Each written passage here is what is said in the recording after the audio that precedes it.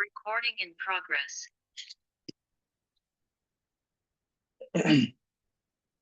Yeah, comes on everyone. Let's start off. So last thing that we did,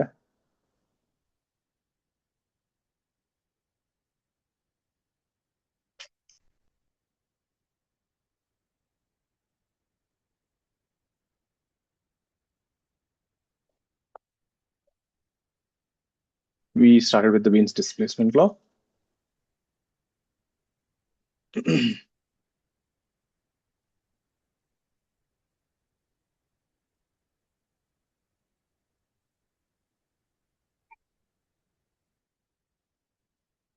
Perfect.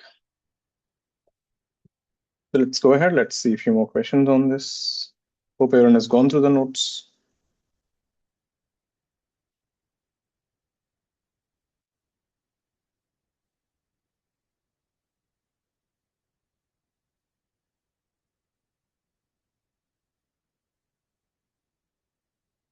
Let's get this.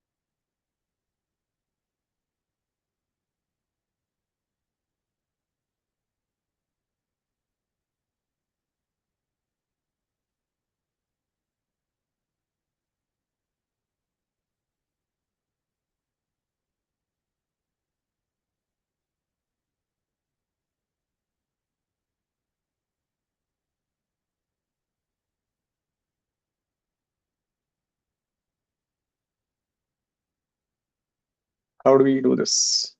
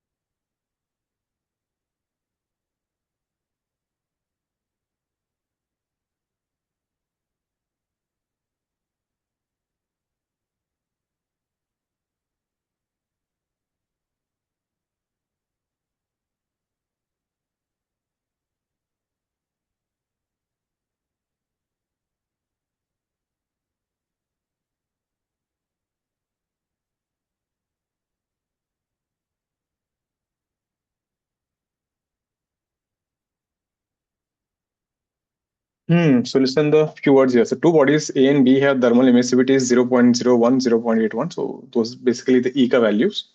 The outer surface of the two bodies are the same. Okay.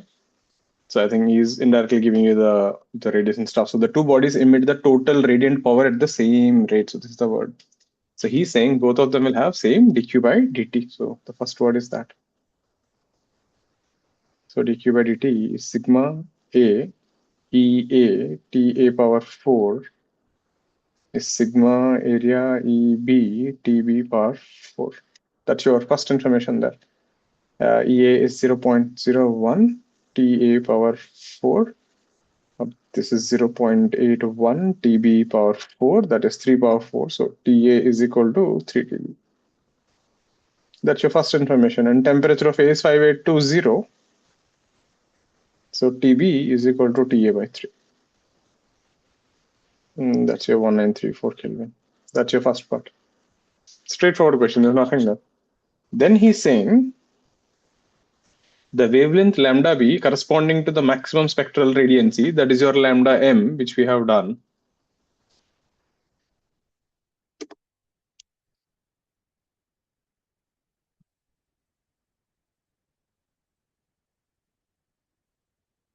All right, so that would be lambda b. Now the doubt is shifted from wavelength corresponding to the maximum spectral radiancy by a by 1 micrometer. So yeah, so who will have more lambda? So we know lambda m into T is constant. So whoever has less temperature will have more lambda. So lambda b minus lambda a, he's saying is 1 micrometer, 10 power minus 6 meters. Right? That is one thing they are saying. And it is, and we also know lambda b into TB is equal to lambda a into TA. I think this is the meaning of, the saying the bodies are same. Ideally speaking, they should not have been equal because the things are different, but that is the only way we can approach this.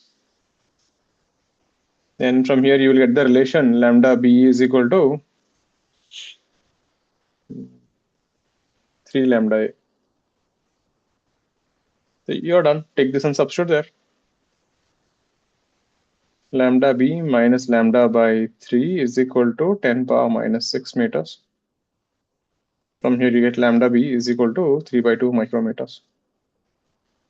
Check. Yeah.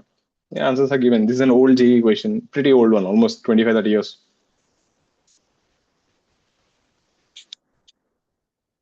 Clear with this? So Wien's displacement law, right? Really don't have too much of a variety there. So next thing. Next thing is convection. Now, convection technically, right? We don't have it, and it's also very difficult to study convection. But we'll be studying a special case of it. So here, the heat transfer happens due to the transfer of material.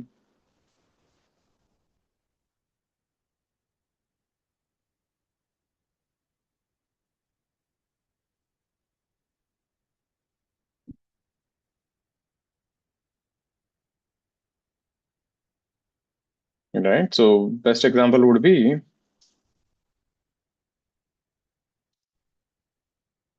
so if you take a container and if you start boiling the water, everyone adjust your cams. Make sure your faces are completely visible on the screen. Pratyasha, Ritisha, cams should be, and you have to keep your cams on, everyone. Like this time, I'll just remove you from the classroom and I won't allow you in. I'll put you in the waiting room. So if I have to keep telling you every time to keep your cam on as if you're in kindergarten, so I think then there's no point. Then this is not an advanced batch. This is something else. You're in the wrong batch then.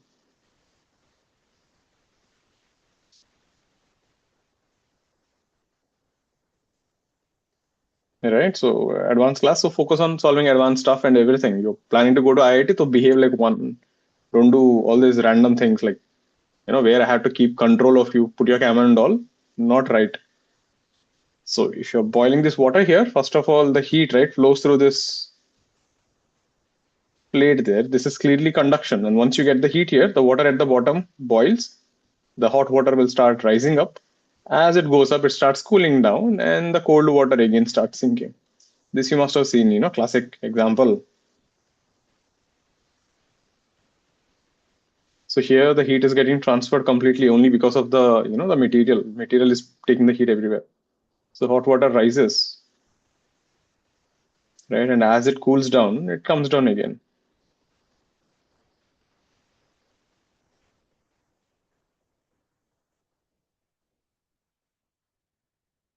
Now, a convection, right, is very difficult to study because it depends on a lot of things. It depends on the type of the material, it depends on the flow rate, it depends on the temperature differential, shape of the material, a lot of things. So in real life, whenever you want to study convection, you actually make a small prototype and then you test it and you study this, right? So we will study a very special case called forced convection. Even in that, we are putting it a very special case. We study forced convection. So what is forced convection? You're forcing the system to cool down. Best example, when you're drinking tea, you keep blowing air on top of it to cool it down. So you're actually blowing air to cool down the system. So let's say if you have some hot bowl of soup or something.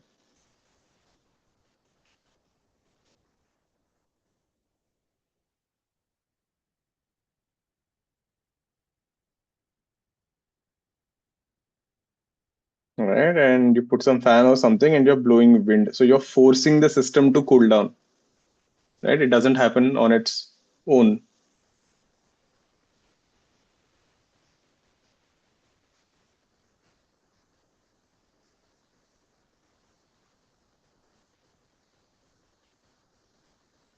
right?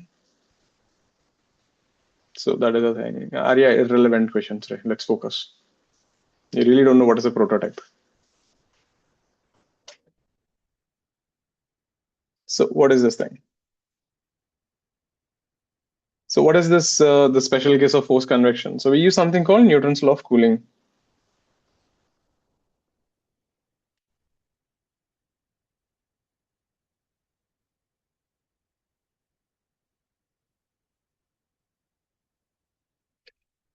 So the rate. So whenever you hear this word Newton's law of cooling, right, you can remember this.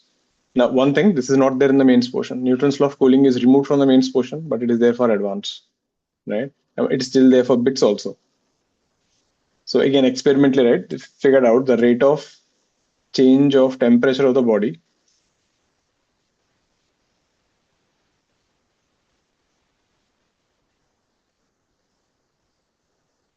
is proportional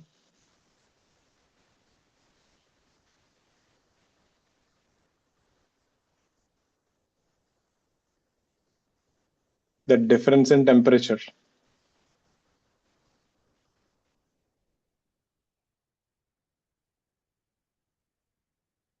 between the body and the surrounding.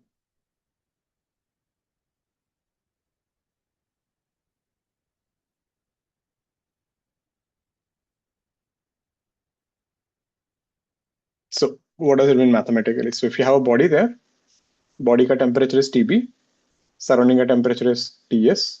So this statement says Newton's law of cooling, the rate of change of temperature of the body means the rate at which this body is cooling down is proportional to the difference in temperature.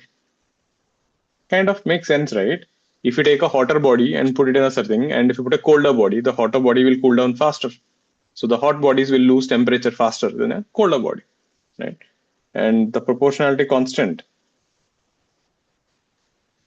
is given by minus B into TB minus TS. That's it. This is the only thing. We don't have proof or anything for this, but this is the result you should remember. And whenever they use the word, right, assume Newton's law of cooling, indirectly he's saying this only. Use that dT by dt is equal to minus B delta T. Right? B is a constant here, which depends on the nature of the material, the flow rate of the liquid, multiple things.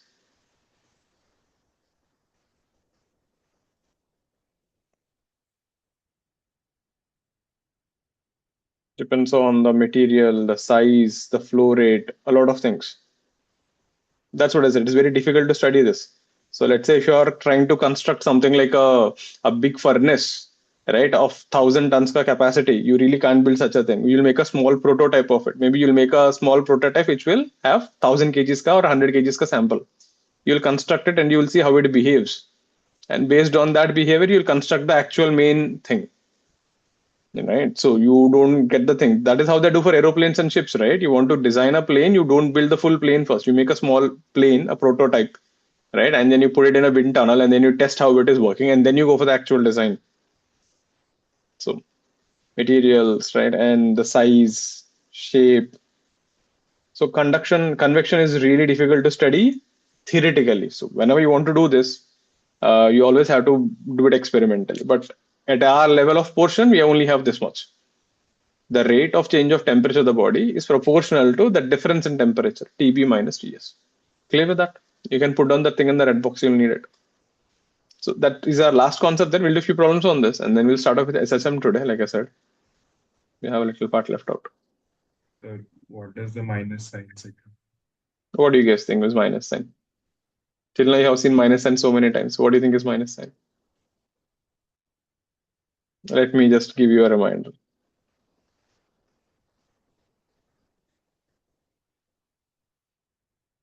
What was this minus sign? Right? What was this minus sign? So, no, it is good you're asking, but why? What I'm confused was like, why did it take you like 3 weeks to ask this question. When you kept seeing minus sign from so long. What is this minus sign? What do you guys think? What does this minus indicate? The negative indicates the heat flows from higher to lower. The body is losing its temperature, right? So what is this minus sign? The negative indicates energy is being lost. So what is this minus sign? It indicates the body temperature is decreasing. Make sense? So if a rate of change of temperature body is decreasing, that's why you put a minus sign. So at least what you ask now. Let's say a question. Please do ask your doubts. So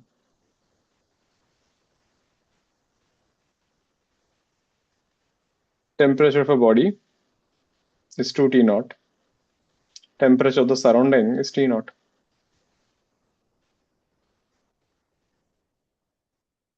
Right? Assume Newton's law of cooling. So they'll use this word, assume Newton's law of cooling, and then it is understood you have to use that dt by dt thing. Or they will say is word forced convection. So you hear any one of these word, you can use that equation. Sometimes, unfortunately, CET and mains they won't use that word, so you still have to do it. So dt by dtb is equal to b is given here. So tb minus ts. They'll mention this much. Find the temperature of the body at time t. So if the body temperature initially is 2 T naught and the surrounding is T naught, it will start cooling down. So what will be the temperature of the body after time T? And this is important. This is there for if you're in HSC boards. This is there in HSC boards. They removed it last year from mains for some reason, but it is still there in advance.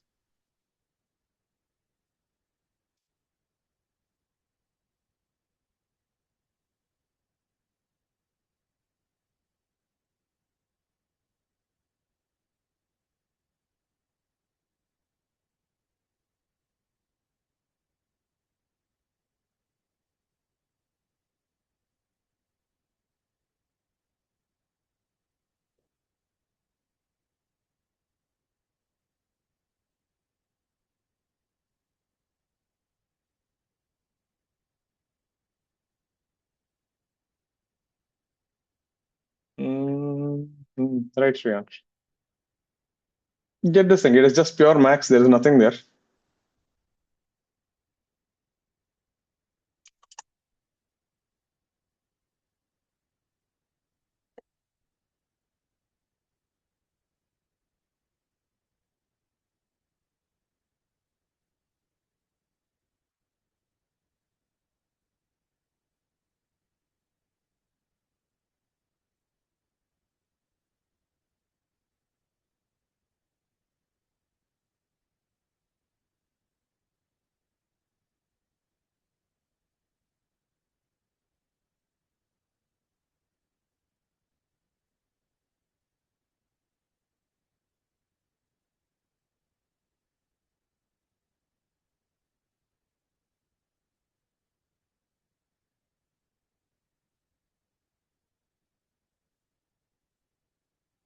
Let's see.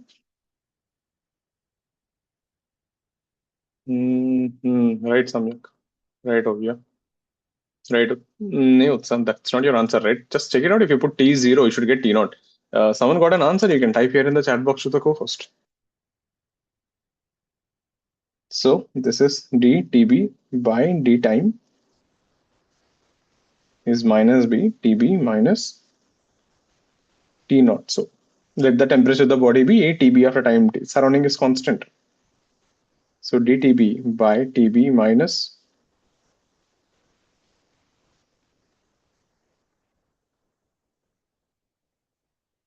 T naught integral is equal to minus integral dt. This will come from 0 to t. This limits will go from 2t naught to t. That will be ln TB minus T naught by 2T naught minus T naught is equal to minus PT. Just have a look at this.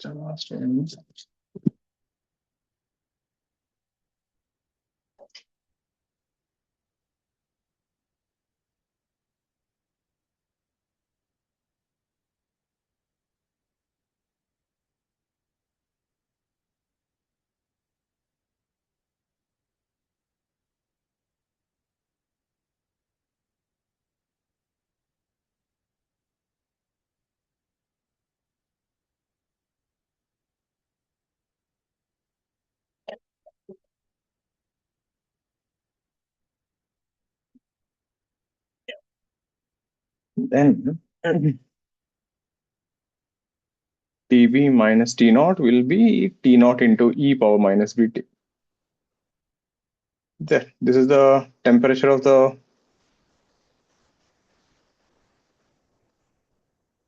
body, T naught into 1 plus e power minus Bt. When T is 0, temperature is 2 T naught, and when temperature is infinity, eventually you will reach the same temperature as the surrounding. Right, Srihari, right, Arya. All clear with this? And if you try to put a graph for this, graphs are important. If you try to put a graph between temperature versus time graph, or if you try to put a log graph, log temperature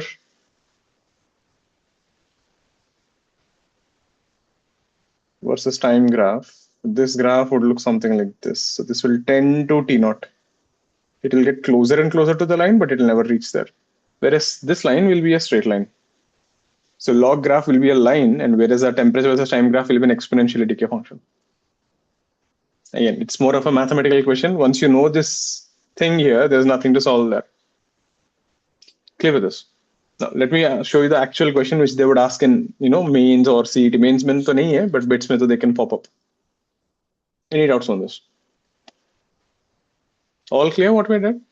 Just one integration there. So this is how the question would be framed most of the time. A body cools down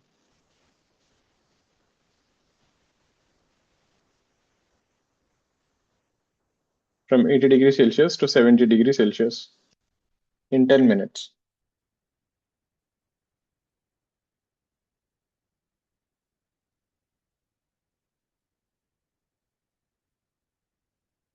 How much time does it take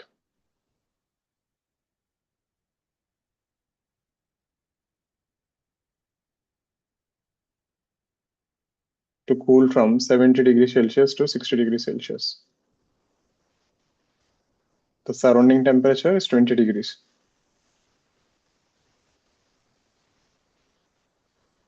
Assume Newton's law of cooling.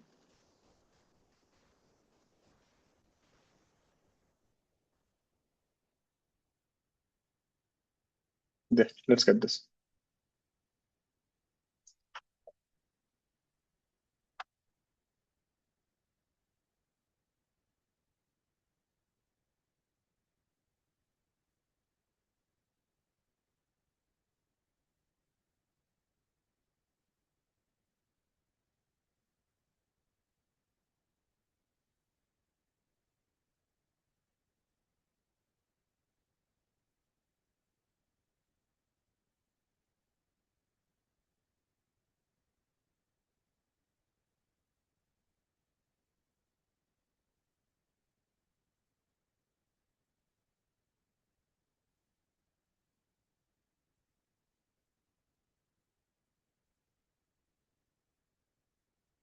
Neresh, man. What kind of answer is that? Hmm. Arya, how are you doing it? Your answer is supposed to be in logs. Why are you taking average form? Who told you to use average form? How will you know when to use average form?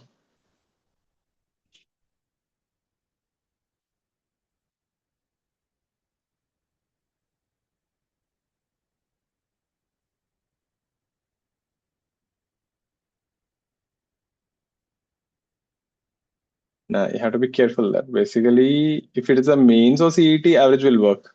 Advanced may they won't ask you an average form. And yeah, mostly you have to see the options. Options may if you're seeing in logs, it is understood is not using the average form. So anyway, I still didn't teach you average form. So just integration, everyone. Just now we did a problem. We just had to do the same thing.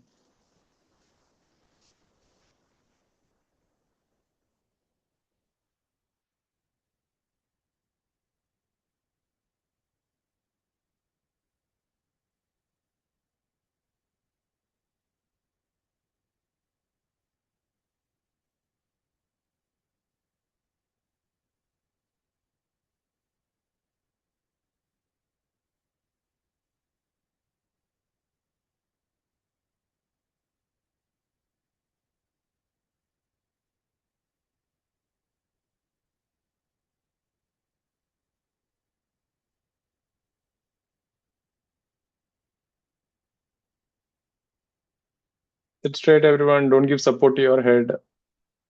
You're telling your brain it is time to sleep. Right, Samya. Right, Shiansh. So, how do we do this?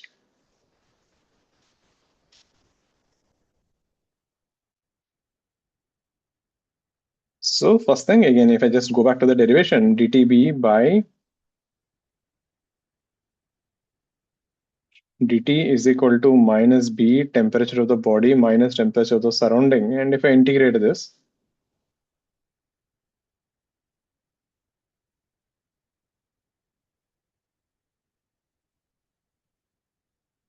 0 to T, and this would be from T initial to T final. This will be T final minus T surrounding by T initial minus T surrounding is equal to minus BT. There, this is the general one. So now, first you're going from 80 to 70. When you go from 80 to 70 in 10 minutes, and when you apply this formula, ln T final is 70, surrounding is 20 by 80 minus 20 is equal to minus B into 10 minutes. And then you're going from 70 to 60 and you want to find the time. So for that, the equation would be ln final is 60 minus 20. The surrounding is 20 degrees. Technically speaking, you should take in Kelvin, but the difference, right? Kelvin or Celsius won't matter, so it works out. So be careful with that. 70 minus 20 is equal to minus BT. Divide them. So that would be ln 5 by 6 by ln 4 by 5 is equal to 10 by T. There. Ideally speaking, this is the answer. 10 ln, I can just put a minus sign on the top and minus at the bottom, ln 5 by 4 by ln 6 by 5. Clear with this? Ln A by B is minus ln B by A, right? So I did a little manipulation there. So you have to be careful. If the options are in terms of ln, this is what you will mark the answer. But there is another way to do this. If you're doing something like bits or mains or CET level question, they won't expect this method. Oh yeah, think about this logically. 80 to 70 took 10. 70 to 60, you're cooling down. Temperature is even smaller. Shouldn't it take more time? Right? So, any doubts on this integration, please ask.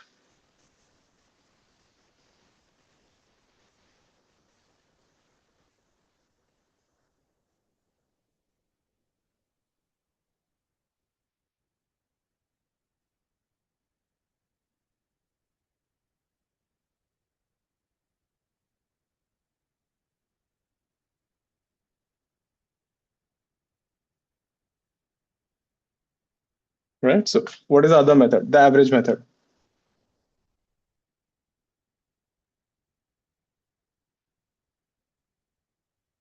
So, in the average method, right, the idea is this. So, we are going to take, so you need to understand why it works, first of all. When the temperature changes are very small, remember the graph, when you draw the graph between temperature versus time, the graph was actually going something of this sort. So the idea here is if you take a very small temperature range, right? So we can assume it to be a small, straight line for a small temperature changes, which is not true, but yeah, it works. We can assume the function is linear.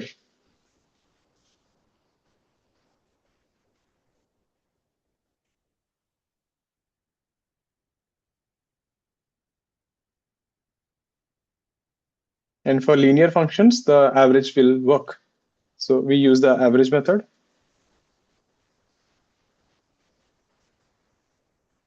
So how does this average method work?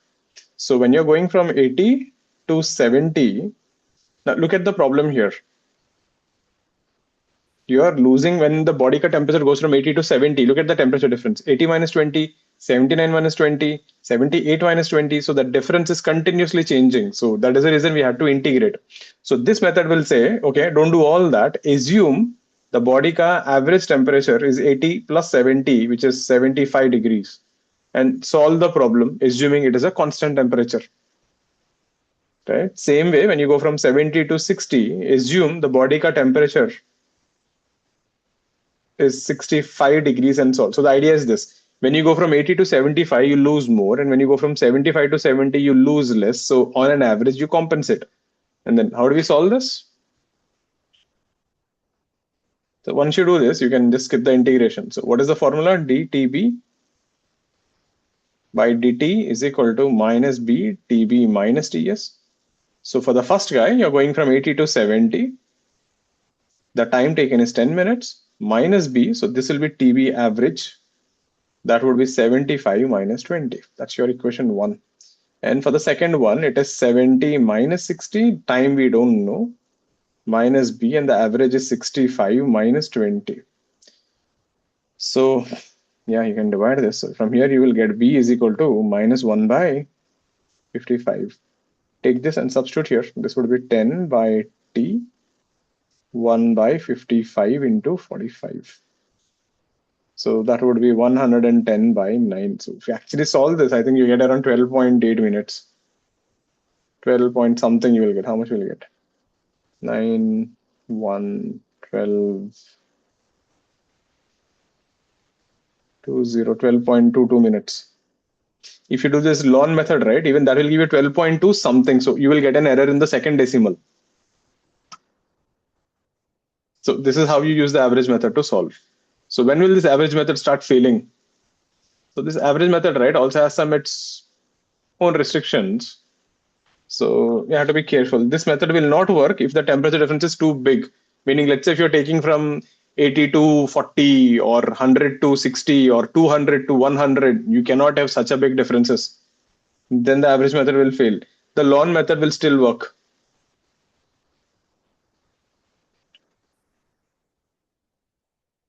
This method fails if the temperature difference is too large. Because see, if you're cooling down from here to here, you cannot treat this to be a straight line anymore, isn't it? The linear function will stop working.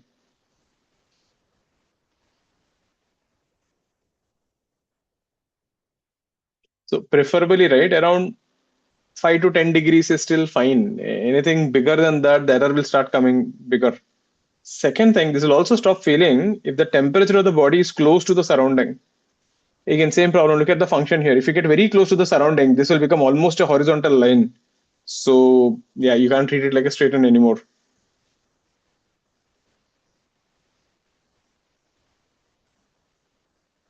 If temperature of the body starts getting close to the surrounding, this method will fail.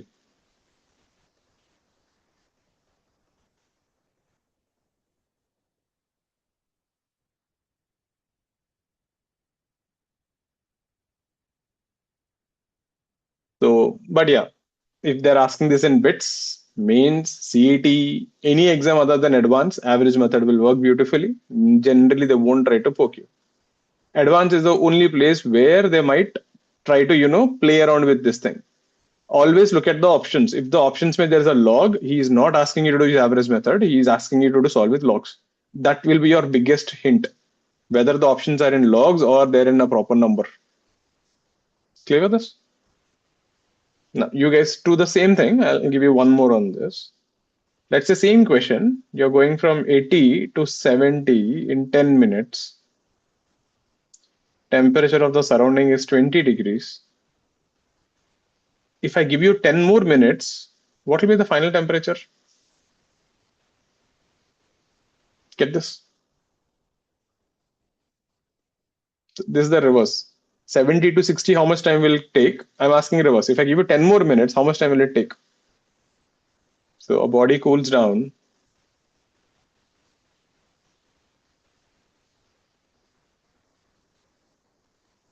Again, don't worry about making the notes. Focus on solving the problems, right? The questions. You will get the notes anyway. You should spend all your time on thinking and problem solving. And your concepts, like what are you not understanding, you should definitely ask. In 10 minutes, find the temperature after 10 more minutes.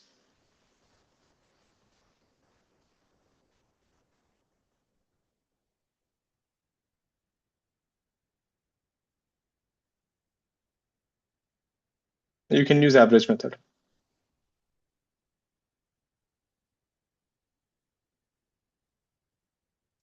Like I said, options, when you see the options, you will understand. So let's say options are normal numbers only. So you can use average method.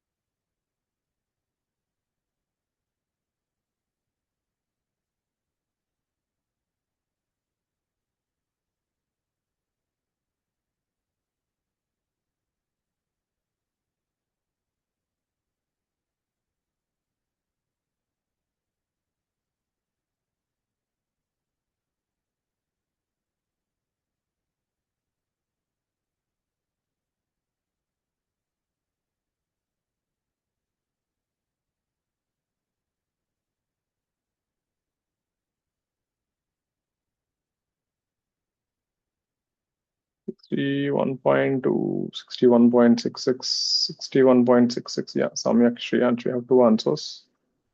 People did get something close by. But remember, advanced में numerical questions you have to report to up to 2 decimals. And calci is not allowed in the exam.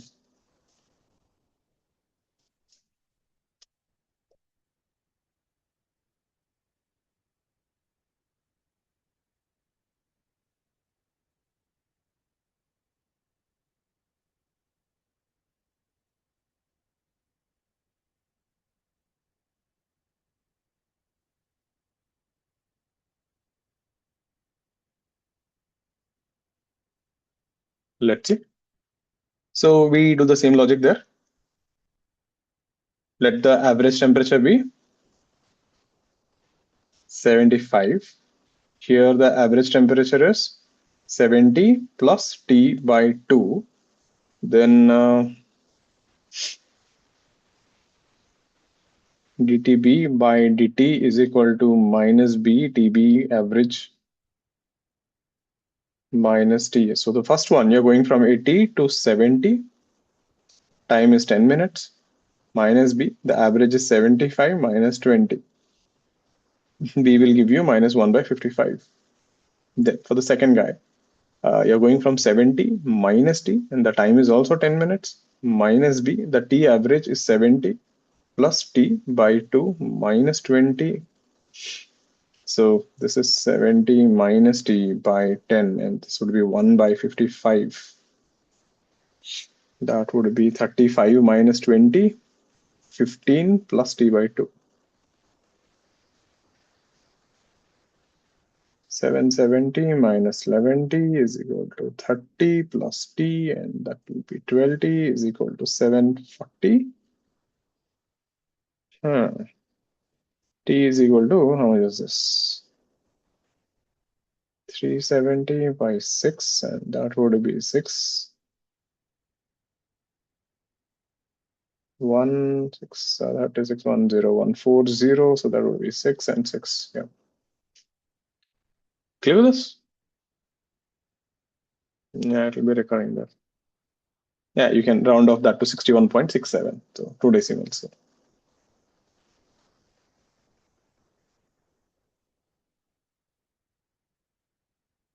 All clear with this?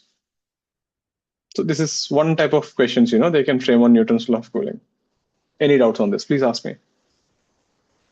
Sudiksha, clear with this? Srihari, clear? Param, Advai, Shriyansh, clear with this? Great.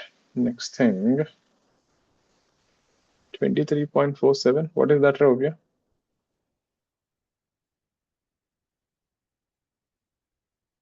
Let's do this thing. This is also based on that. It's about a little different variety though.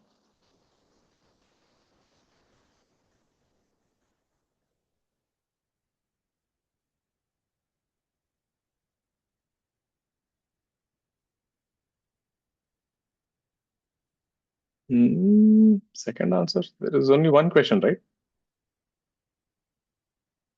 ठीक है, let's get this thing. Now, how do you handle this?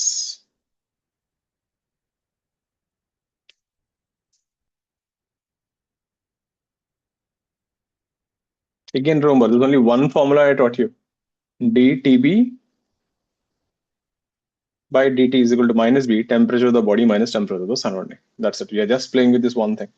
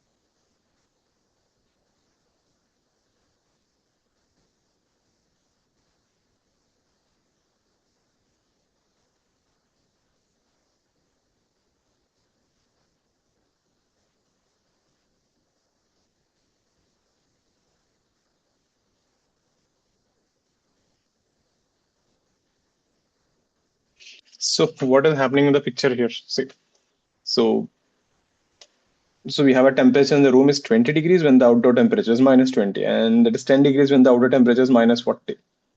So the story here is going something like this. So we have a room. Inside the room, you have some kind of a radiator.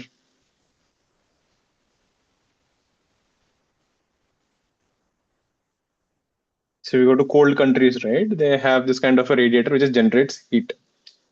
So I'll call it temperature of the radiator, Trad. So this is giving some heat. Then the room is also there. So there's a room ka temperature. And we also have the surrounding. So in total, we are dealing with 3 different temperatures here. So what is happening here?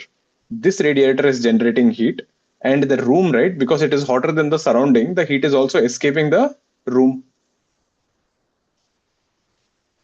right? Now the catch here is this: the more the temperature difference, the more the heat will flow. Makes sense? Because dt by b by dt is proportional to minus delta t. So if you multiply ms on both the sides,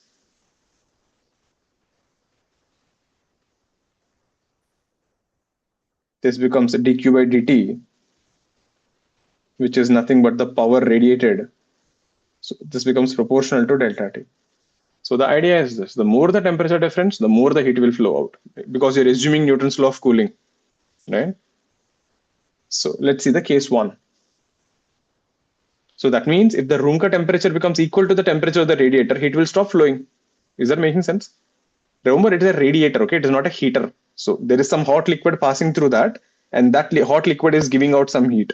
So how much heat will come out will depend on this. So in equilibrium, the power that is coming from the radiator to the room must be equal to the power which is going from the room to the atmosphere, because you're in equilibrium. And just now we saw this power depends on the temperature difference. So let's say some constant K1, we don't know what is the constant. This will be temperature of the radiator.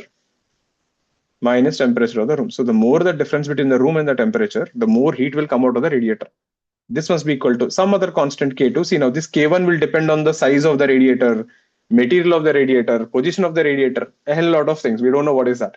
Similarly, K2 is temperature of the room minus temperature of the surrounding.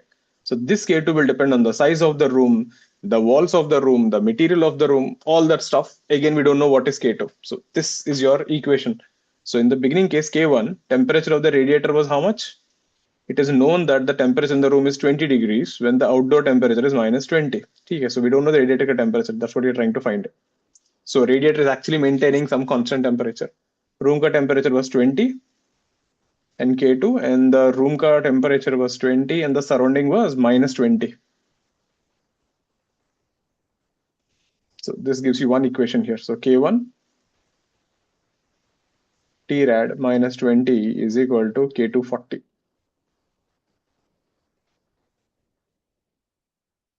Case 2. Again, the same formula. When we use the power from radiator to room, so this will be now K1 T rad. The room ka temperature became 10 degrees when the outdoor ka temperature became 40 degrees. So that became 50. This is your equation 2. I don't know K1, I don't know K2, but if I divide them, divide equation 1 by equation 2, you end up with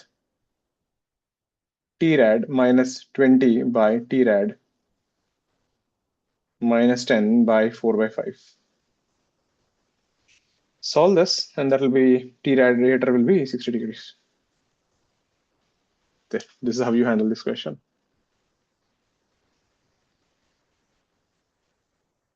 Yeah, most of you did get it. So the main idea here is to figure out this part, that the power which is going out or coming from the radiator depends on the temperature difference. And how do you notice proportional delta T? Just because they used this one word, assume Newton's law of cooling, you can do that. Or else normally, remember what was the formula? Sigma AE T power 4 and all that stuff. So we'll not get into it. Again, not a tough question, but understanding the question and what is happening with the picture, right? That would be the difficult part in this. But they can frame loss of cooling even something similar to this. Any doubts on this? All clear with this? There. With that, we're done with the heat transfer. So we have completed with the entire heat and thermodynamics, right? You should definitely go through the whole stuff. And I'll be also taking, we'll be having some exams on full heat and thermodynamics in the coming weeks. So everything from thermal expansion, calorimetry, right? KTG, thermodynamics, and heat transfer. It's a big chunk. It has a pretty good weightage. At a mains level also, it has a good weightage, and advanced also have a good weightage. Especially for advanced perspective, conduction and radiation, this is the most important chapter, heat transfer. Then comes thermodynamics, right? So that is one part of it. The next chapter is SHM, simple harmonic motion, right? One of the, again, you will see a lot of mechanics. This chapter, right? It just comes everywhere. Matlab, if you tell me, right, I have to teach only one chapter out of all the chapters. If you ask me to teach only one chapter for revision in the end of the portion, I'll teach you this chapter. You can literally bring everything into it. Everything. Fluid mechanics, thermodynamics, surface tension, every damn thing can come in this chapter. So quite an important chapter, right? So let's see, we'll start off with this. So the first thing, we'll start off with some more basic before jumping into the SHM, periodic motion.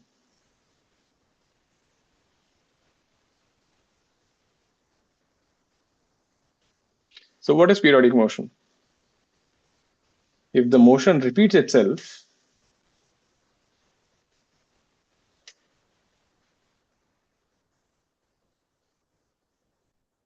after a certain time interval,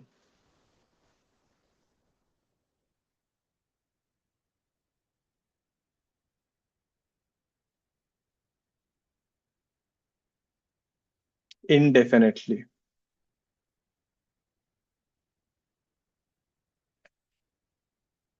Meaning indefinitely, meaning it's never going to stop. It just keeps doing it forever.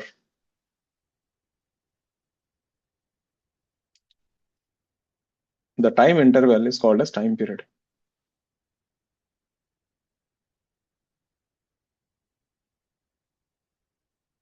So if a motion repeats, meaning when I say repeat, right, it should come to the same position with the same velocity, in the same orientation, everything should look identical. Time period, the symbol is capital T. So the time period is also given by 1 by frequency,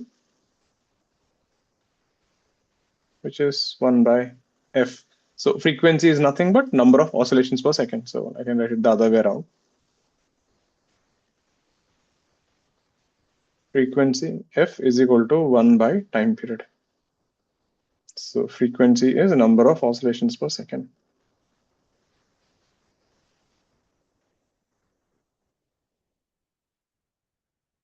Example.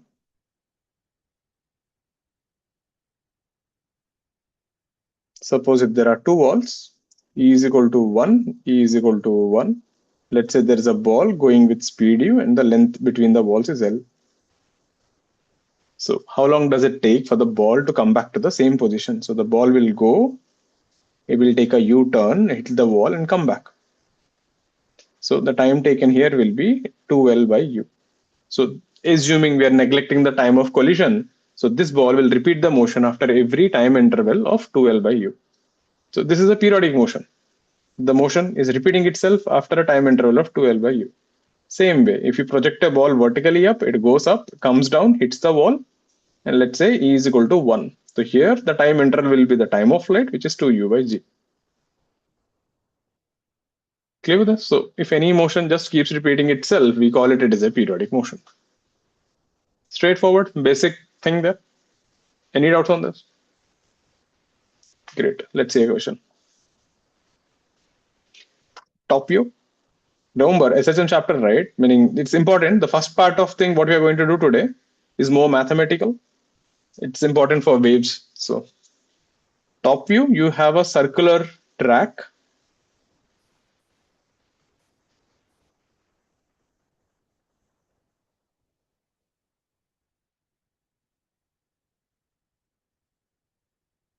So this is a smooth horizontal. So it is on your floor. Circular track.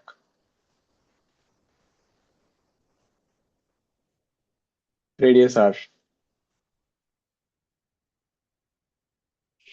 Now what you did, you kept two balls inside.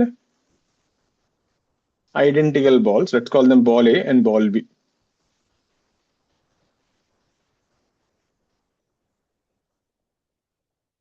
And E is equal to 1. You gave this ball speed u and you gave this ball speed 2u. Because E is equal to 1, they'll just keep colliding forever. Find the time period.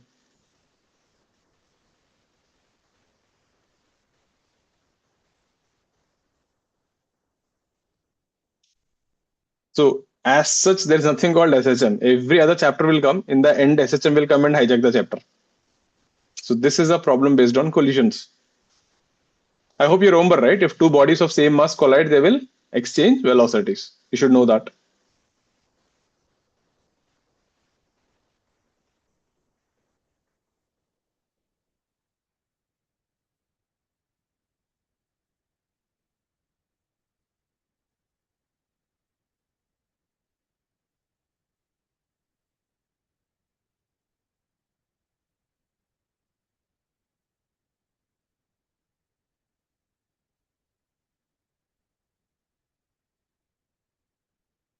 I hope the question is clear. Question is not clear, please ask. If you didn't understand the question, it is my fault. You don't know how to do, that's fine. Try. I'm giving you 2 minutes. Try to figure it out. If there are 5 steps, try to figure out 1 or 2 steps. When I start doing, you still get more time to solve. So we'll see.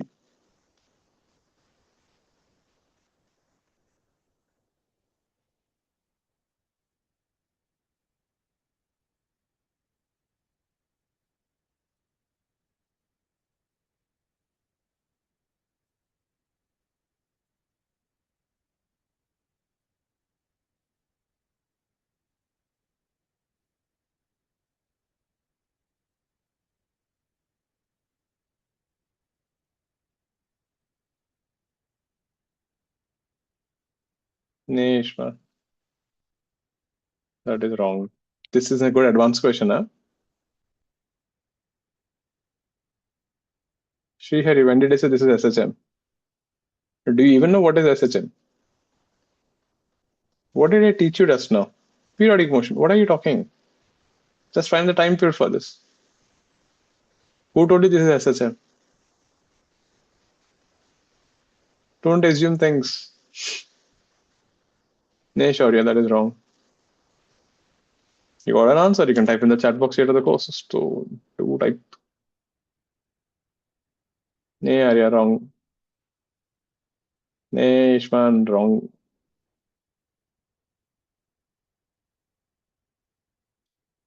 There are two balls here of mass, same mass, A and B. A is given speed u and B is given speed 2u, and both are going in the track. Find the time period of their motion. What is the meaning of time period? That is the time when these balls will come back to the same position. So how much time will it take to come back to the same position? That is still wrong, Arya.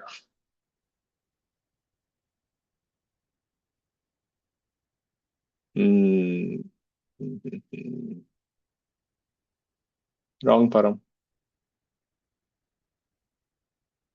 Okay, let's see. Listen to this. First thing, what is the relative velocity between them? V relative is 3u. So the time interval between two consecutive collisions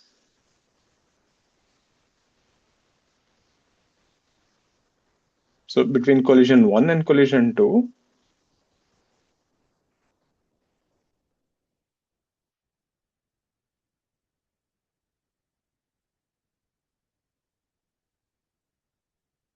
V relative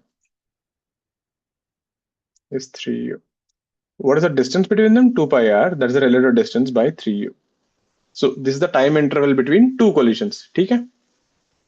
Now, Samyak. Now tell me one thing. When will the first collision occur?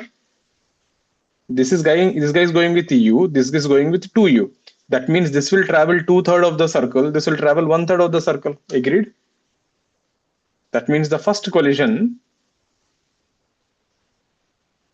will occur here at 120 degrees. This is the place where the first collision will occur. 120 degrees because 2u and u. And after collision, what will happen? A is here, B is here. They will exchange velocities. So A ka speed will become 2u and B ka speed will become u. That means now A will travel 2/3 and B will travel 1/3. So where is the second collision will happen? Second collision will happen here.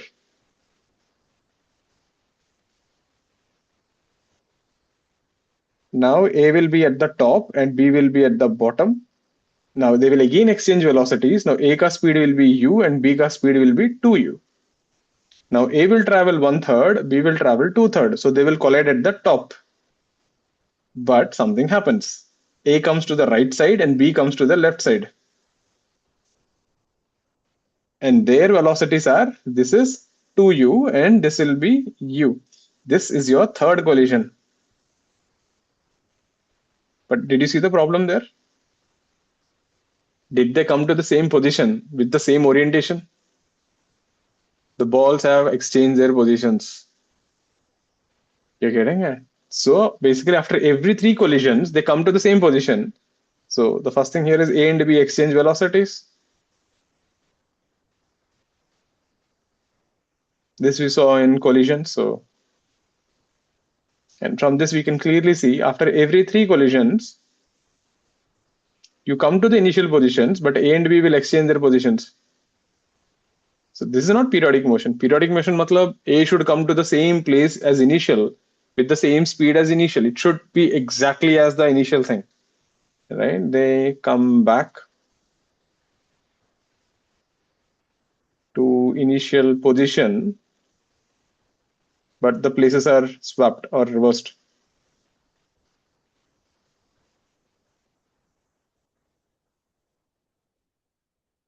They're swapped. So if you want to come back again to the same orientation, so how many equations you need? So therefore, after 6 collisions, motion will repeat. That's what makes this question an advanced question.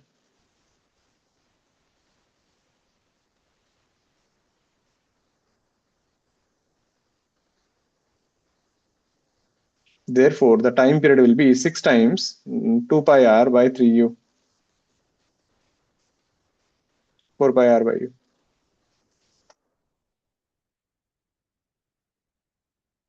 Is the idea clear, everyone?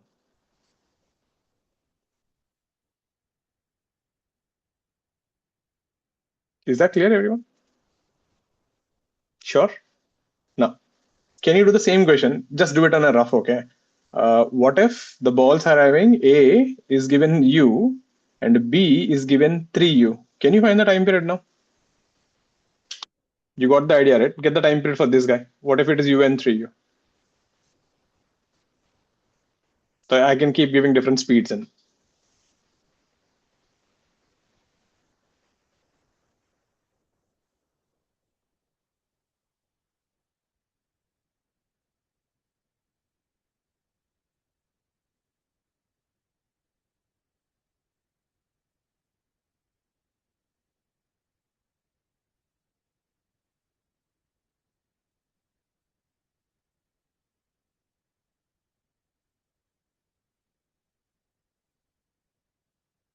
Why heavy letter remains same? Obviously, what is so obvious about it, right, Harya?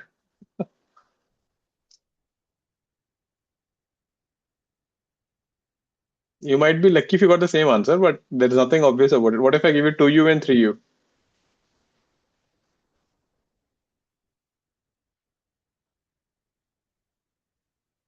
Okay, we are getting 4 pi r by u, most of you are saying. Okay, I'll give another 30 seconds and I'll show you.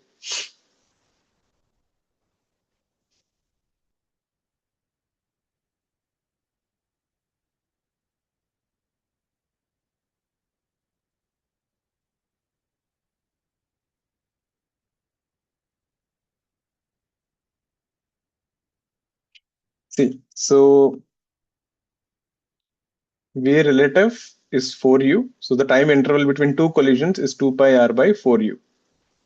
So where will the first collision occur? This will be the first collision. So A will come here, B will come here, A will go back with 3U, B will go back with U. So this will travel 3/4 and this will travel 1/4. So second collision will occur here. A will come here, B will come here, A will go back with U and B will go back with 3U. So this will travel 3/4, this will travel 1/4. They will collide here. Then B will come here, A will come here, B will go back with U and A will go with 3U. Now they'll again collide here. And this time, A will again come here only, B will come again here only with U and 3U. That's it. Fourth collision, the motion repeats. You're getting it? In this case, they will not get reversed. So you'll actually see a sequence here. Every time the relative velocity is an odd number, they will keep reversing. Every time it's an even number, it doesn't reverse. So you will see something of that sort happening. So here the time period will be 4 times 2 pi r by 4u. So there'll be 4 collisions when the motion repeats. Clear with this? So you have to check like how is the picture going on. So here every time they're going 3/4 and 1/4 of a circle. Any doubts on this? 2 pi r by right over here. See, not a difficult question, right? But a little kinematics and little collisions. That's your periodic motion. Any doubts on this? Please ask me. All clear with this? Take a break. Come back in 5 minutes. We'll continue from here. Come back by 9:45.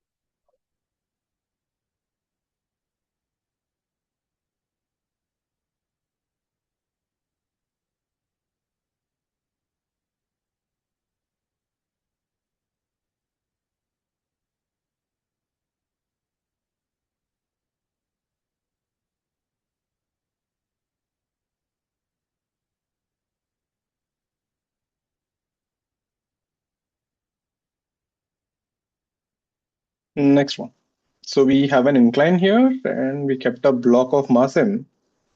It is a smooth fixed incline, so incline is not moving.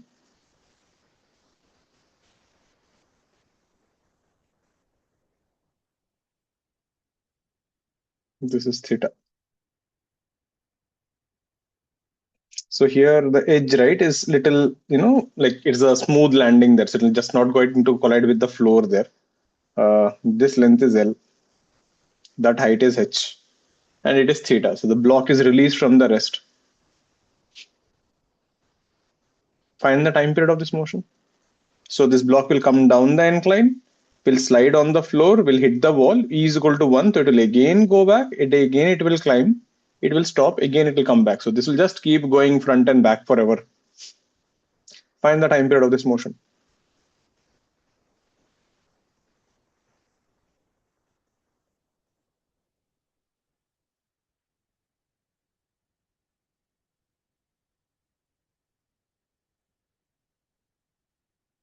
So when people say SHM, right, people all think SHM, but there is something even more fundamental. So let's get this. This is not SHM. These are all just periodic motions. What is SHM? Don't worry, I didn't even teach you what it is. So forget about it. Let's go one step at a time. Get this. This is a simple NLM and a little kinematics. The block is released from the top of the incline. It slides, then goes on the floor, hits the wall, and comes back. Find the time period.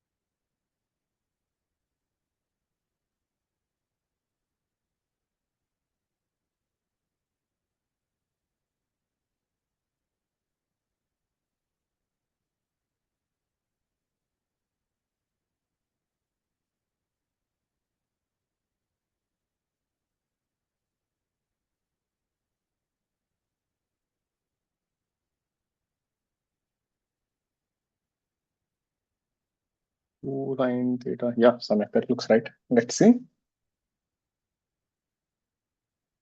So just let's put this points. So let this point be A, this is B, and this is C.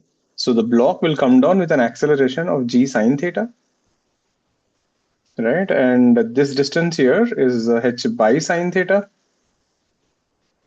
That's the distance of this hypotenuse. So we are using the equation s is equal to ut plus half at square for the incline.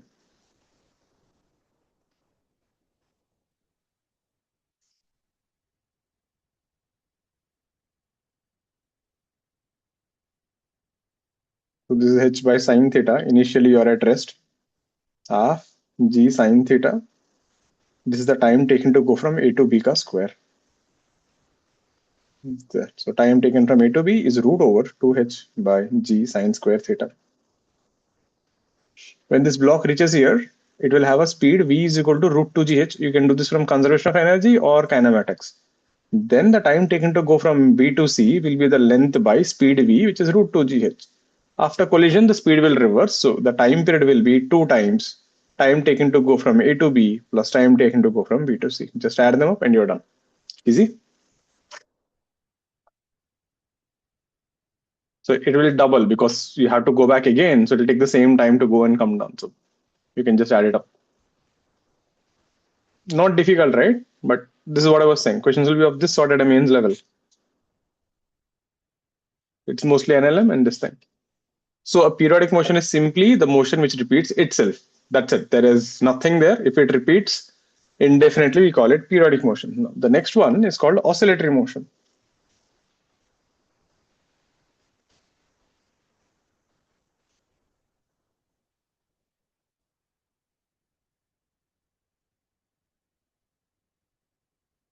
So what is an oscillatory motion?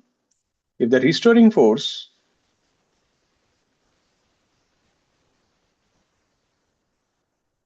look at the word restoring force, the force which will try to bring you back to the natural state.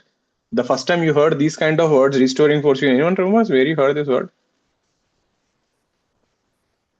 Elasticity, tension, right? Those are all restoring forces. Whenever you try to stretch a body, it generates internal restoring forces which try to bring the body to the natural state. So something similar. So here the restoring force is always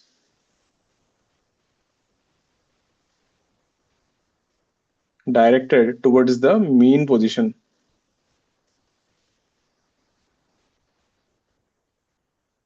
or equilibrium position. So what is mean position? The point where the net force is zero is called mean position.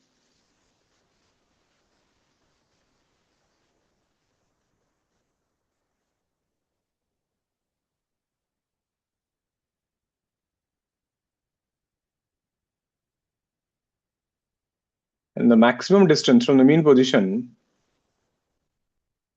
is called amplitude.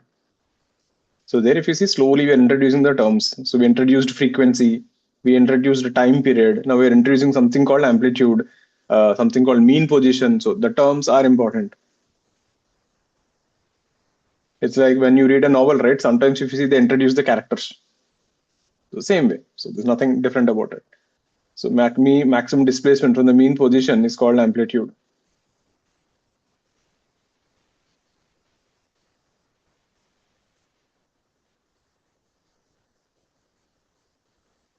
The symbol is capital A. Example, if you take a simple pendulum is actually an oscillatory motion. Later on, we will see. We will do an approximation and we will say this is an SHM, but it's actually an oscillatory motion. So this position here is your mean position. So if you try to push the pendulum to the left, it will try to come back to the mean position. Here we say restoring torque basically. It tries to come back to the mean position. So the minus sign, right? The restoring force will always try to bring you back to the natural state. So here the word is restoring torque.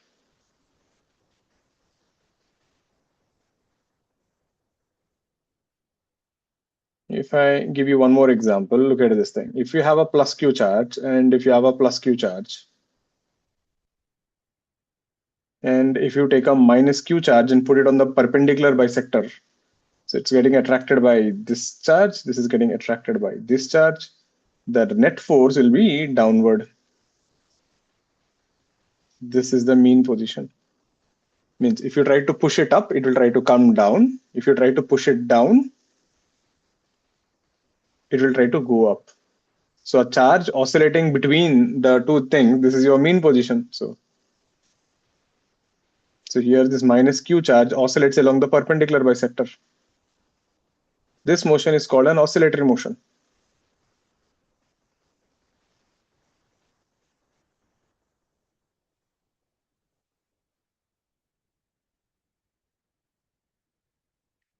Clear with this?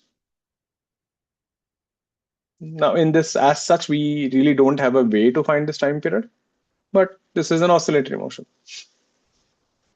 So we have periodic, oscillatory, then comes your SHM or simple harmonic motion. So this is a special case.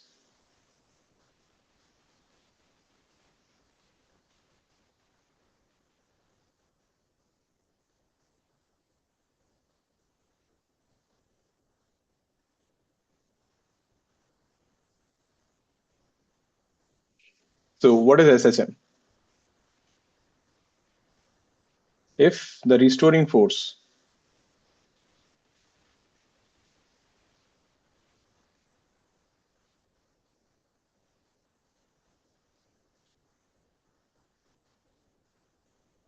is directed towards the mean position, so this is same as the oscillatory motion,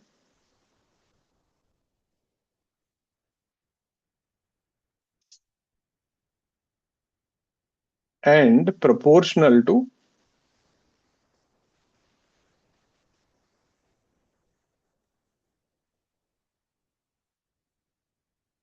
displacement from the mean position. So This is also oscillatory, but there is one extra thing now. You have to satisfy one more condition. You have to be proportional to the displacement from the mean. So, for example, look at this thing. If you have f is equal to minus kx cube, if you have something like f is equal to maybe sine square x, sine x, or if you have f is equal to minus kx by root over x square plus 1. So if you see all these functions, right? So that k is a positive constant.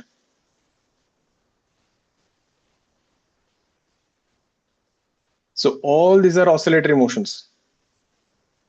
So in an oscillatory motion, the force can depend on as a function of anything. It doesn't matter.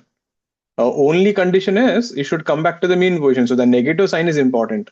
So the negative sign indicates the force is restoring. Means if you go front, I'll pull you back. If you come back, I'll push you forward. So I'm going to always, push you opposite to your motion. So the negative sign indicates opposition or restoring force. That's the meaning of restoring, meaning I'm going to oppose you to bring you back to the natural state. So all these are examples of oscillatory motion. But now if you write f is equal to minus k x power 1, this is also oscillatory because it's still depending on x and it is still towards the mean position, and also an SHM because it's a linear function. Is that making sense? So SHMs are simply oscillatory motions where x is power 1. That's it. As simple as that. So we will be studying a very special case of oscillatory motion, which is called SHM when the force becomes x power 1. Clear with this? So that is the idea there. Now, tell me one thing. Should an oscillatory motion be periodic? So we have three motions, right?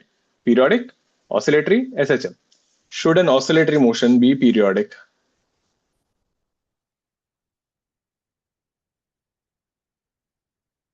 Just go back to the definition of oscillatory. Look at the definition of oscillatory. What does it say? The restoring force is always directed towards the mean position. Does it talk anything about the time? It doesn't care. It simply says as long as your force is directed towards the mean position, right? So we can create a case where oscillatory need not be periodic. Most of the cases it is periodic, especially when you take cases like damping oscillations. Later we will see, right? So let's take a simple pendulum. You have a variable mass, or if you have air resistance. So let's say you have a pendulum with an air resistance.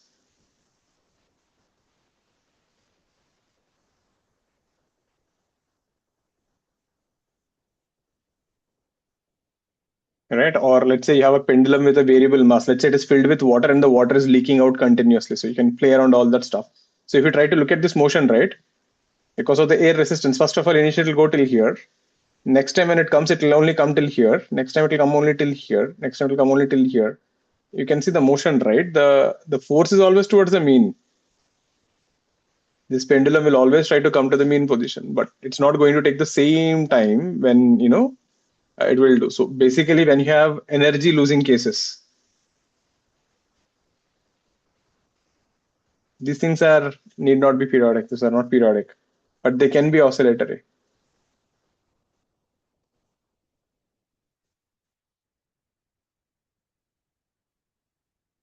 Right? So here the force is still towards the mean position, but the time period is changing.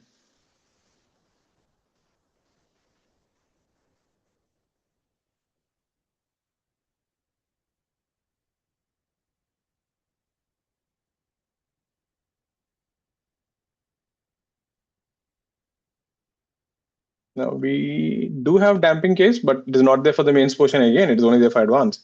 But here I'll just put one caution. If this question they ask in CET, oscillatory is periodic. Right? So there, CET maybe should not use our head too much. Keep it simple.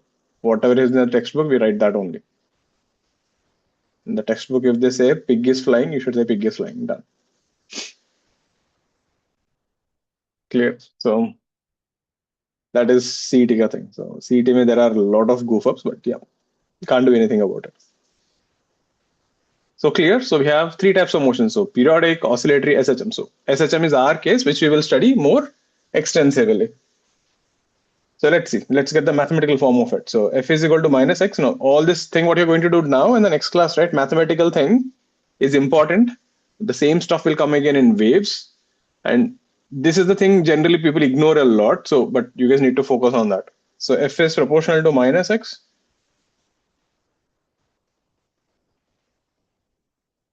Negative indicates restoring force.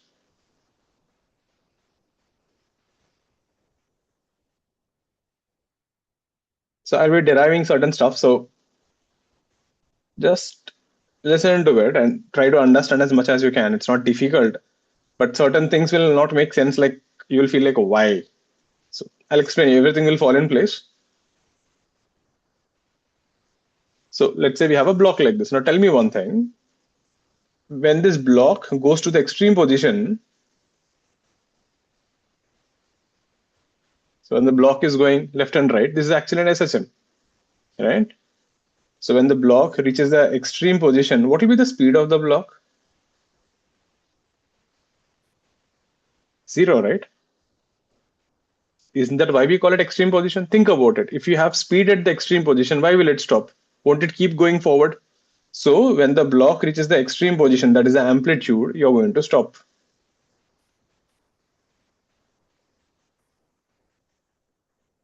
So at extreme, the block has 0 speed. So that's the main idea there.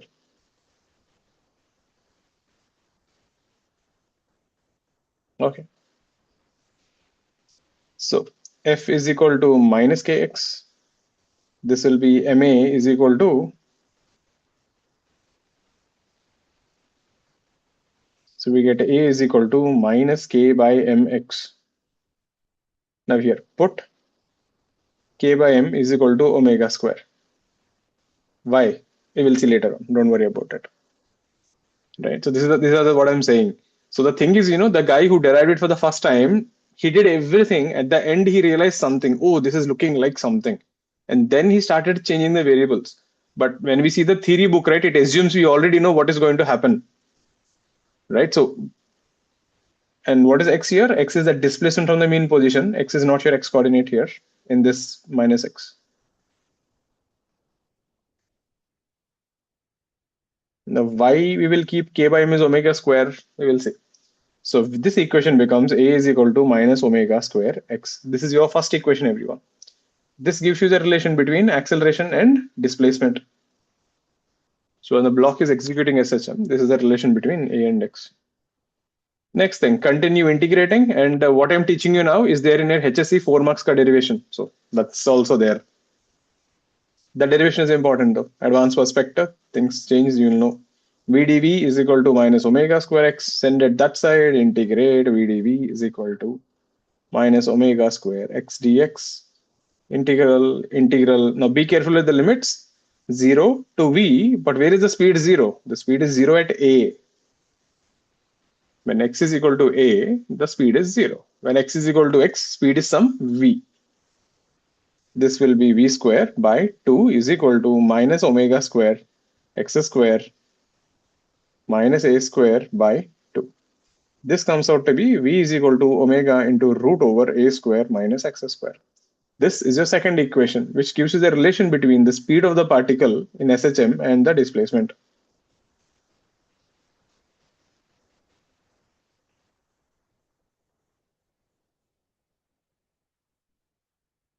So for SHM, we are trying to find what will be the acceleration of that block. So this when the spring block is going front and back. If you remember, when we solved problems in work per energy, all the questions, what do we used to ask? Find the maximum elongation, find the maximum speed, find the maximum compression. Remember, I used to ask always these things only. I never asked you find the time. How much time did it take for the spring to go from here to there? How much time did the block took from here to there? So we never bother about time there. We're going to do that now. All clear with this page so far? Then continue integration. Now, if you have already started with the integration, you would have noticed this will be a sine inverse function. But in case you still don't remember, I will show it to you. We have done this in calculus. but I'll just show it to you anyways. So put x is equal to a sine theta, then dx will be a cos theta d theta. Substitute here, this guy will become a cos theta d theta. The denominator becomes a 1 minus sine square theta is a cos theta. So that will be integral d theta is equal to integral omega dt.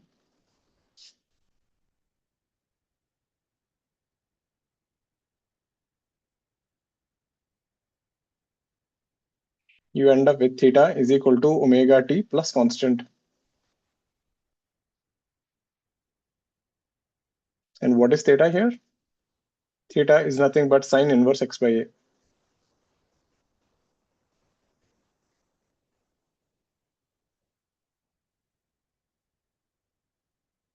So we will write that constant as phi. Then x becomes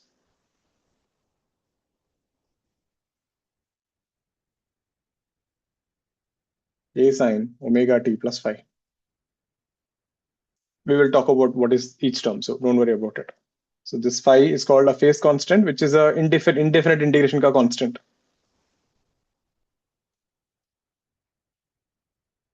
That phi is very important. So we will talk about it a lot because it's going to come in waves. It comes in wave optics. It comes in alternating current. It comes in 3 chapters. So yeah, you can take x is equal to a cos also. I like sine. So some books you will see cos. We will see what is the difference between them. That doesn't mean sense. So it is because of indefinite integration. So now look at this function here. So the sine and cosine functions, right, are called harmonic functions.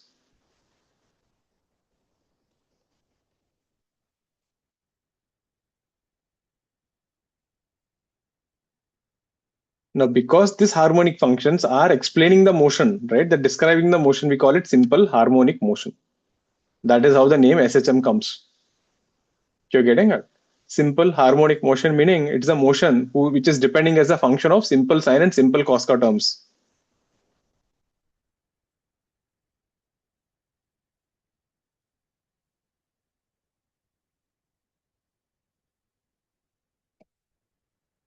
Right? So now when I saw this equation, right, when I was in 11th, right, during that time, the problem I had with this equation was how is the block, spring and block going? It is going in a straight line, right? But you're defining omega here and you're defining phi here. So the biggest problem I always had was like, if the thing is going in a straight line, why the hell are you defining angular velocity and angles for a particle going in a straight line? You're getting it? That was something which it didn't sit right with me every time. It was always confusing. So what does this actually mean? So why, when we derived, why did we take this time as omega square? Why we took omega square? Why couldn't you take it as some z or p or something? Why are you trying to define with omega, which is angular velocity? So what is the purpose of it? So we will see that. So there is a thing. That's what I said. The person who did it for the first time, right? He saw something and said, okay, this is looking like something. So let's try to compare with it. So we will see what is that. So we will write it in more general here. So if you have a solution like a is equal to minus omega square x, right? Now be careful here. X is your displacement from the mean.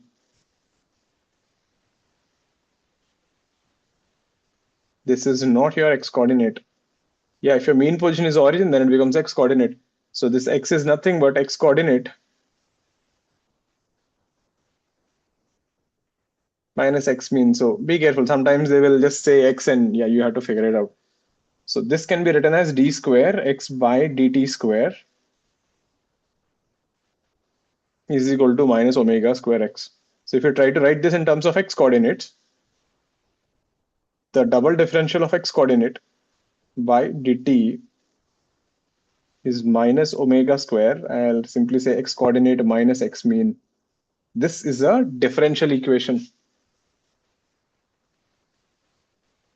And quite an important one. Huh? This will keep popping up at multiple places in physics henceforth.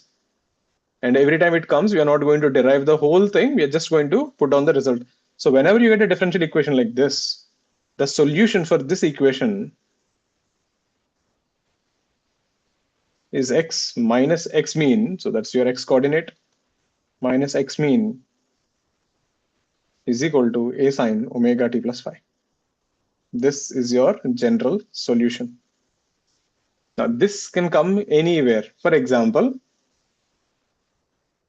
let's say if you have d square q by dt square is equal to, let's say, minus 4 into q minus 9. So something of this sort.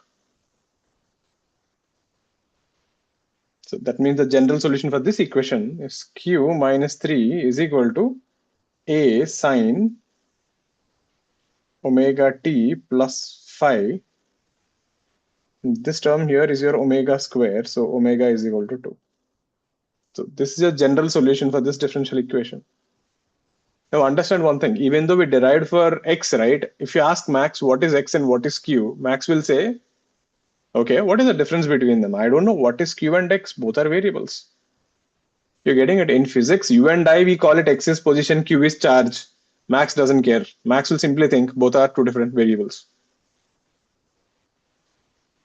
So this is a general solution. You will need this, meaning just show you, matlab, see how it will pop up. Later on, you will see stuff like,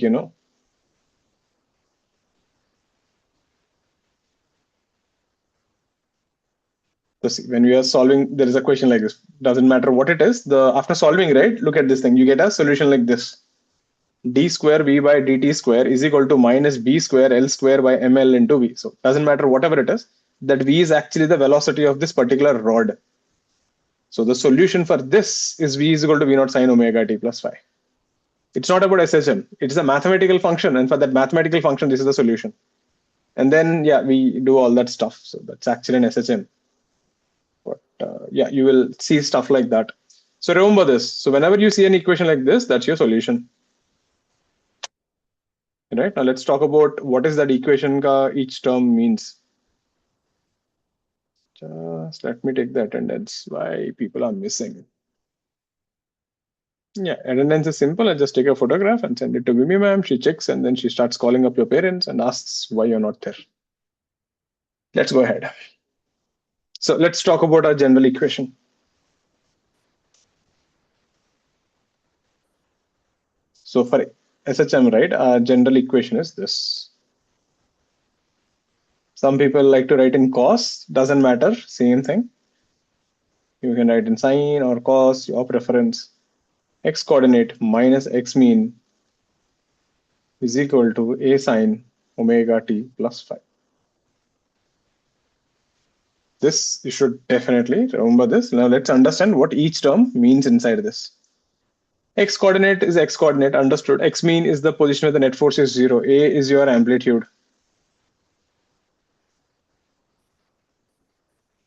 Omega is called angular frequency.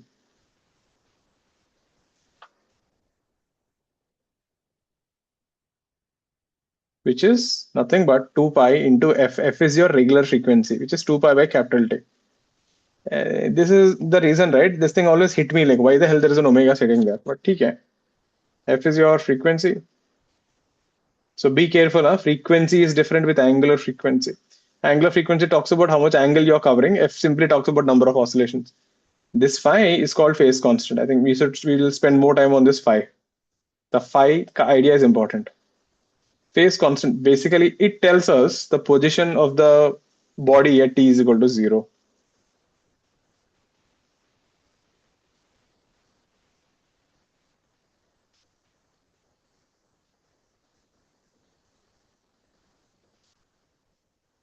Yeah, that's your general equation there. So let's talk about that phi a bit. Now, imagine we have a pendulum, right? In a lab, the pendulum is oscillating. The pendulum is oscillating in a lab. When I entered the room, right, I wanted to check out some experiment. I entered into the room. Now, see, the pendulum does not care I exist. The pendulum is doing its job. When it is oscillating, I entered the room and I saw the pendulum at the mean position. So I'll write my equation and I will go. When you entered the room, you saw the pendulum at the extreme position. You will write an equation and go. Do you think your equation, my equation will look similar? Do they look exactly same? Now that means in the equation, somewhere I have to introduce something which will tell me at what time you saw the body. see, I can't call you every time and say like, oh, at what time did you start observing, right? So I have to create a mathematical function which will tell me when I see that function, I know, okay, this person is observing the motion from the extreme position. Okay, this person started observing the motion from the mean position. So this phi takes care of that problem. So you and I, when we see the pendulum at different positions, right? So how do I explain that mathematically? So first I'll show you mathematically, then I'll give you a more, a good analogy. So it becomes more easy to understand. So listen to this. So let's say when this block is oscillating, let's say x is equal to 0, x is equal to a, x is equal to minus a. For example, let's say the block is at x is equal to 0 and it is going to the right side. So here x mean is 0, okay? So look at the equation, x is equal to a sine omega t plus phi. So when t is equal to 0, x is equal to 0, so we get a sine phi. So we get phi is equal to, so phi can be 0, phi can be pi, phi can be 2 pi. To have multiple values possible there. So when it is going this way, I will take this value to be 0 or 2 pi, same thing. What is this pi then? The problem is I said you're at x is equal to 0, but it didn't tell you which way you're traveling. So if you're traveling to the left-hand side at t is equal to 0, then you will put phi is equal to 2 pi. Phi is equal to pi. Again, don't worry too much about it. This is just mathematics. I'll show you why this is coming. So that means when I enter the room, I saw the pendulum at the mean position and going to the right. You know what I'm going to write? I will write my equation as x is equal to a sine omega t. When you entered the room, you saw the pendulum at the mean position but going to the left side. You know what you are going to write? X is equal to a sine omega t plus pi. So just looking at that equation, I can tell you when did you start observing the pendulum, right? Suppose if someone sees the pendulum, when the pendulum is at the, or the block is at the extreme position,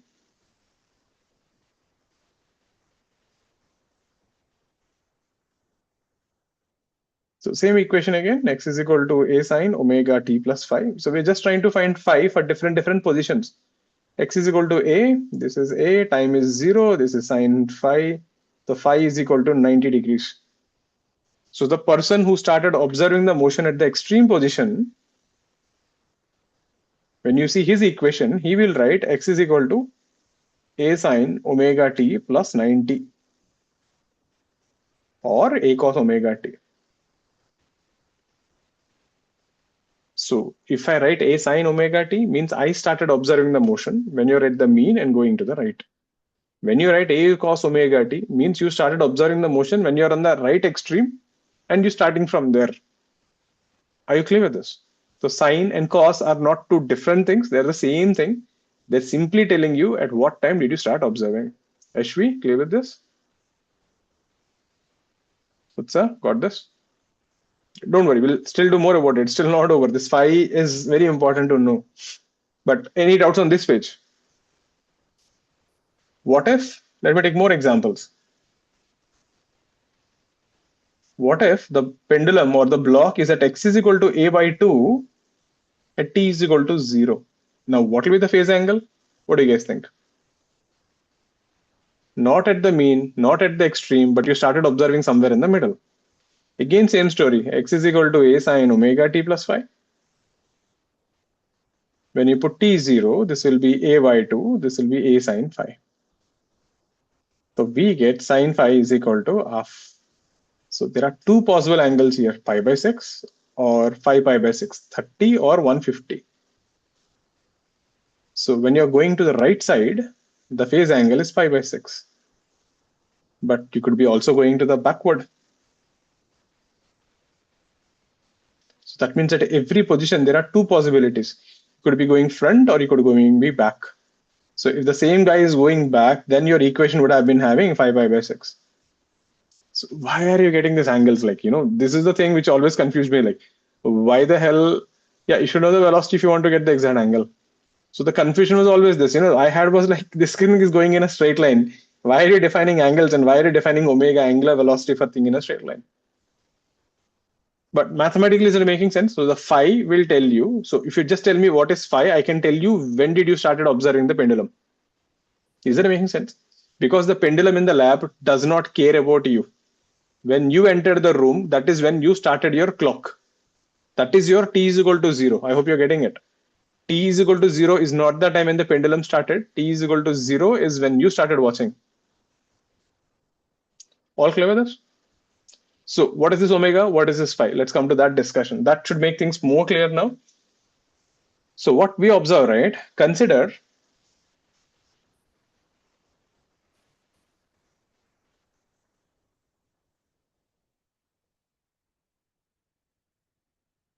a particle going in a circle of radius A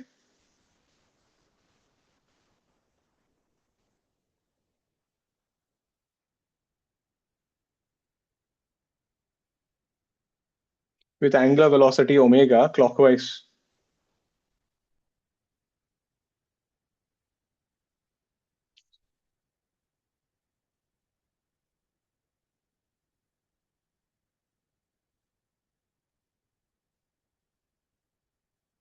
We observe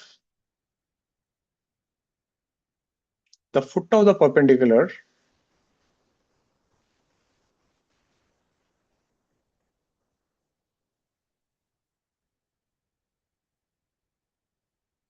I will like to use a word, I'll call it shadow, the foot of the perpendicular on any diameter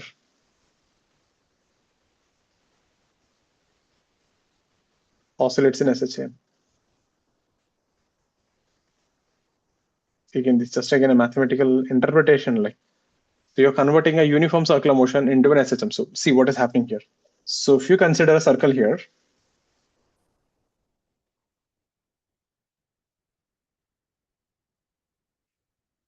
let's say we have a particle here rotating with angular velocity omega. The radius of this circle was A, and initially it is making an angle phi. This is the scenario at t is equal to 0. After time t, this particle will travel an angle of omega t. Angular velocity into time is the additional thing. So now, if you try to draw the path, the pendulum must have come somewhere here, the particle must have come somewhere here, and this angle would have become omega t plus phi. And now from here, if you drop a shadow onto the x-axis, so this is your shadow, or the foot of the perpendicular. This also will be omega t plus phi. Then this length is your x coordinate, which is a sine omega t plus phi. Did you see something there? So what is happening is, see, I'll just show you what is happening there. So this is your diameter. When the particle was here, the shadow is here. When the particle is here, the shadow was here. When the particle was here, the shadow was here. When the particle is at the extreme, shadow is there. When the particle is going down, the shadow is here. When the particle is here, the shadow is here. When the particle is here, shadow is here. When the particle comes up again, the shadow is here. So every time this guy goes in a circle, this guy is going left and right. So that omega does not, that omega did not belong to the guy in the straight line. The omega belonged to the guy who is going in a circle. That phi did not belong to the particle in a straight line. The phi belongs to the guy who is going in a circle. The actual hero in the story is the guy who's going in a circle. What you're studying is the shadow. So that omega and phi, they are not defined for a particle on a straight line. They're actually defined for the shadow, they're defined for the particle on a circle. And now you'll observe everything. See, everything now falls in place there. So at the highest point, when you're starting here, what is the phase angle? 0. So that means if the block is starting from here, this point will have a phase angle 0, right? If you're here going this way, so this phase angle was 0. And if this was 30 degrees, that means this shadow, so this is what you defined as 30 degrees. When you're here, you define the phase angle as 90 degrees.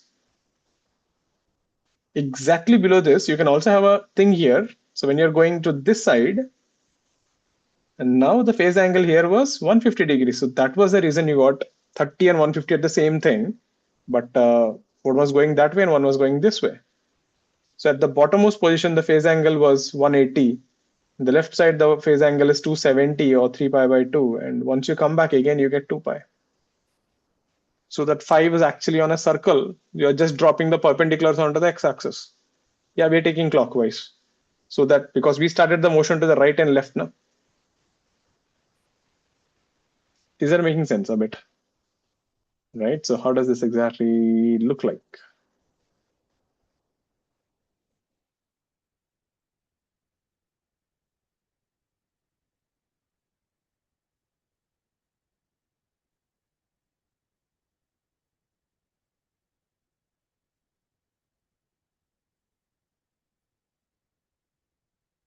About a simple harmonic motion is that it can be considered as a projection. Simple. Can you see? So this is actually, you can look at the particle this. It is executing SHM. As it is going up,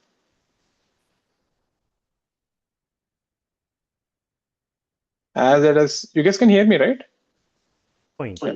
Now see, when it goes to the extreme, did you see it stops? When it goes to the extremes, it stops and then it just goes on. So observe this A very carefully. interesting point about a simple harmonic motion is that it can be considered as a projection of a So actually, this is the particle going in a circle. See. When you see from the side view, it looks like it is going in a line, but it is a particle going in a circle with uniform velocity or constant omega. A uniform circular motion, when viewed sideways,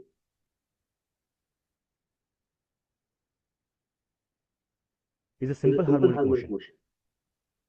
There. So that's basically the shadow, basically.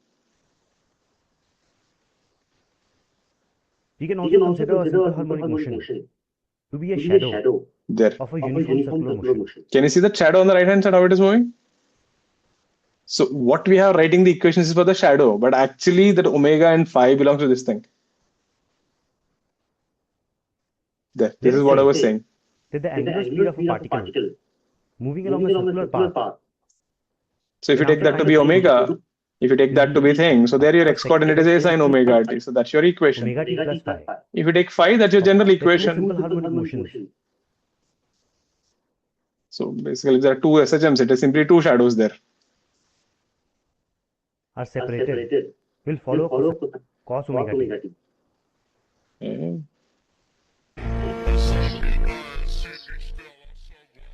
What is this? And this is the circular motion stuff. So, and then you can have multiple of them. And if you say all are oscillating in SHM and they don't collide with each other, that time they're out of sync. This is nice, no?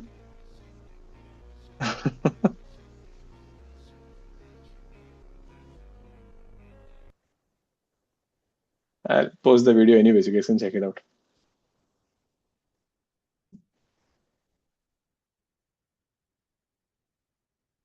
But is this making sense now? Why you are having omega and phi? Or you can lag, it's lagging. Okay, fine. I'll post it, but you can see. Is this making sense, everyone? What is this phi and what is this stuff? Right? So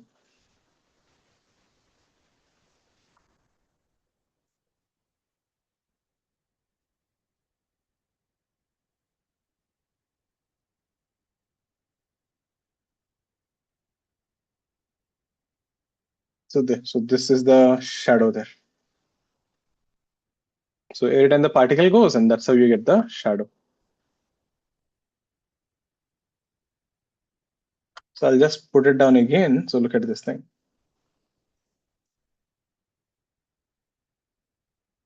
So if you start from the topmost point, this is 0, this is 90, this is pi, this is 3 pi by 2, and that is again there. So we always put phi will always lie between 2 pi to 0. So if you cross 2 pi, you come back to this thing again. So if you take any position here like this, let's say phi is equal to pi by 6. So if you drop the perpendicular, So this is 30 degrees. This is 30 degrees. So, and that is A. So this distance will be x is equal to A by 2 there.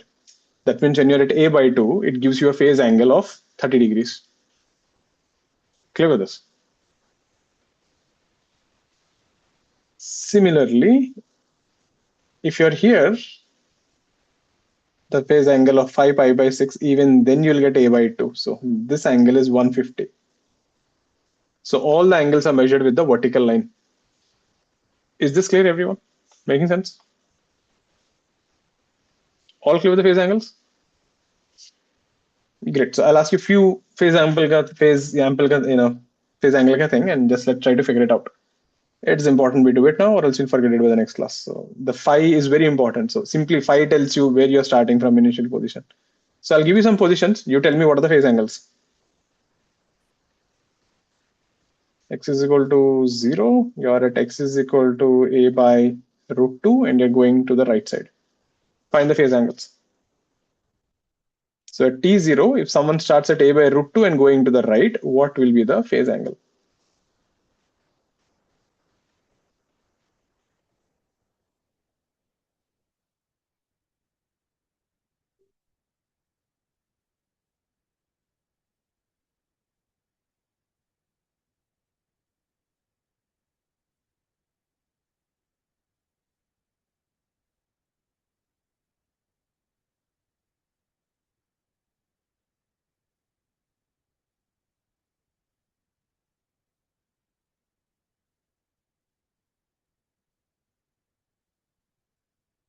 There, get these 4 phase angles.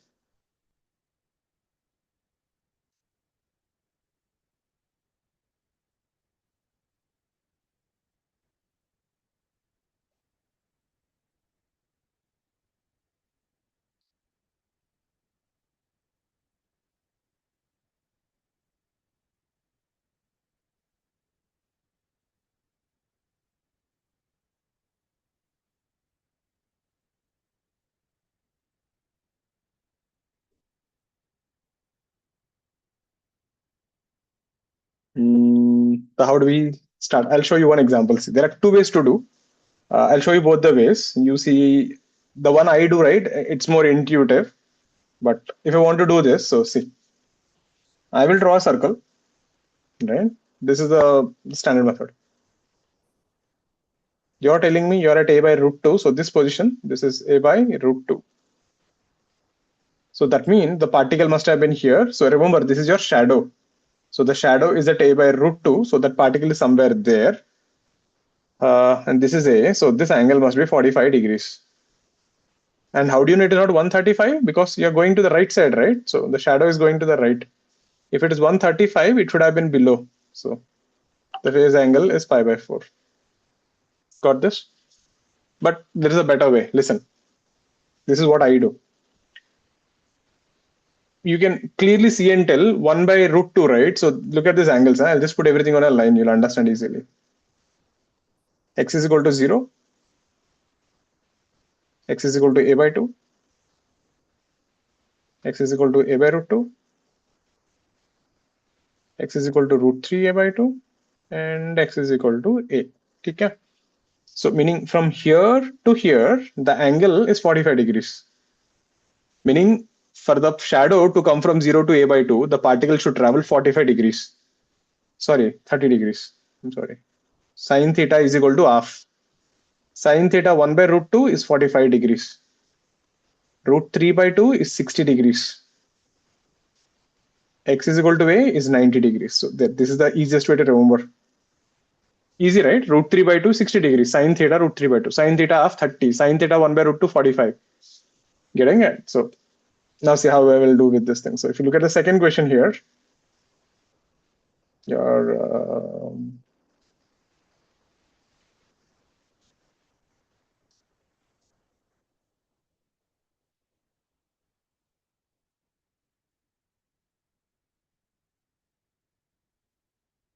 okay. So first thing, this is how I do. This is root 3 by 2. Okay. Forget about plus minus. Root 3 by 2 means what? 60 degrees. Meaning from here to here, the angle is 60 degrees. Make sense? Now, how does the motion start? The motion will always start from here. So you're going to the right side. Think of it like this. You're going to the right side. So here the phase angle was 0. This is 90. Then you're making a turn. You're coming here. That is 180. Then you're going here 270. And then if you complete the motion, you will get 360 degrees. Means if you had come back to the mean position, you would have completed 360 degrees, but you are 60 degrees away from the mean position. So what will be the phase angle? 360 minus 60.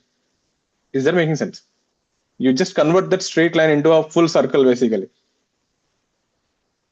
So if you actually come back to this position again, you would be 360 degrees, but you are short of 60 degrees. That means the phase angle at this point must be 360 minus 60, 300 degrees, or 5 pi by 3. Making sense? What about this guy? A by 2 means what? 30 degrees. Look at this. Means when I go to the right side, this is 90 degrees. When I come back, you'll reach 180 degrees. And what is A by 2? This is 30 degrees. So that means this phase angle is 180 plus 30, which is 210 or 7 pi by 6. I hope this is making sense. Instead of doing all that graph and everything, you can just keep going in circles. What about this guy? Root 3a by 2 is 60. So how do we get this? So if I go this way, remember you're going to the left. So I have to go this way and then come this way, right? So if you had come till the mean position, you would have covered 180 degrees, but you're 60 degrees short. So this was 0. This was 180. You're 60 degrees short. So phi is 180 minus 60. That's 120 degrees or 2 pi by 3. Is this making sense? So you can just think of everything in the circle. So the question is this: if this is the shadow and if it is going left or right, where is the particle on a circle? That's how you always have to keep thinking. Any doubts on this? Clear with this? So we will do more on this in the next class. I'll do a few more questions on this before going ahead with the equation and stuff. Next class will be important. It's more mathematically oriented and that will be the foundation for the waves also. So that's a bit about SHM. And like I said, we are finished with heat transfer and everything. So make sure to start solving, right? Don't keep it pending. Take a week's time, finish it off. And there's a test online till tomorrow, right? So make sure to give. There is still time till tomorrow, 11:30. With that, we'll wrap up for the day. So if you have any doubts, anything else, please stay back and ask. I'll shift free to leave. I'll see you guys again next Tuesday, same time. We'll continue.